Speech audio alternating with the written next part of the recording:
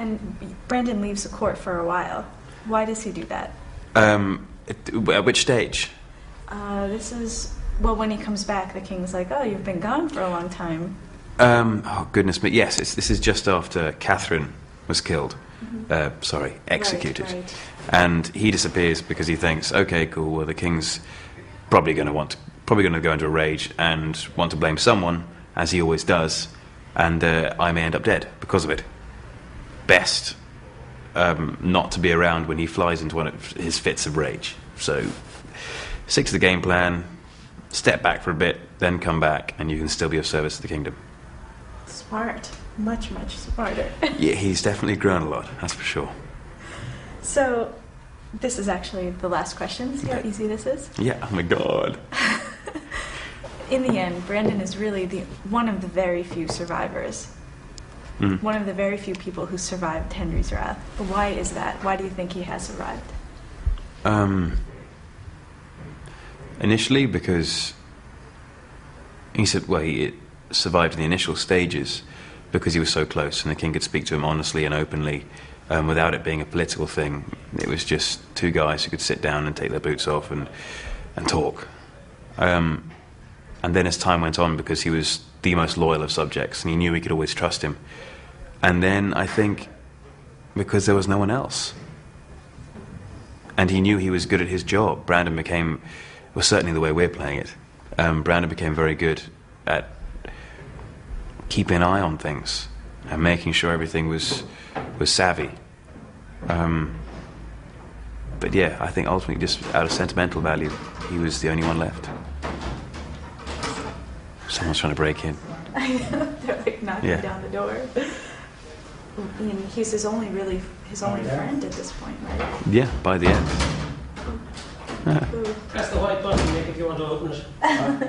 Maybe we just say that last line. Yeah. He's killed all his other friends, really. Yeah, he's killed his other friends. Brandon is the only one left. That's it. That's it. How easy is that? Yeah. Easy. We got the answer already. I think we did. I don't know. Was the sound okay for that? Well, maybe it'd be better to do more than just one sentence, actually. Okay, so... So again? Yeah. Yeah, just. All right, so it wasn't as easy as that, huh? Well, near. Near enough. Yeah, you're on.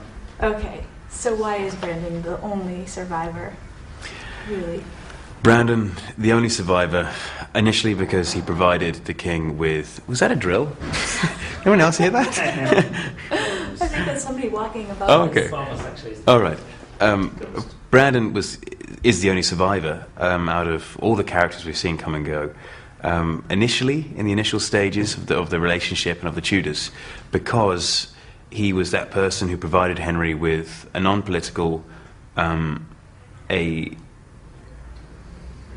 shoulder to lean on, a shoulder to cry on, someone to talk to, someone to bounce ideas off, someone to take his boots off next to fire, be normal with. And that was fantastic initially. And then it moved on to the stage of him being a dutiful and loyal subject to the king. And above all others, no one else. I mean, he proved it in 3, as we all saw, that he would kill thousands of innocents, even though the king may have suspected his own personal feelings and where his religion lay. And to expand upon that, the fact that Charles Brandon is sitting there through a reform, even though he's more of a Catholic than anything else. But he's still doing exactly what the king says. So he's a dutiful, loyal, above all other subject. And then it evolves into the fact that there's no one else left. Brandon is the last one left. And so the king is a sentimental man, as insane as he may be. In his moments of clarity, Brandon is the only one left.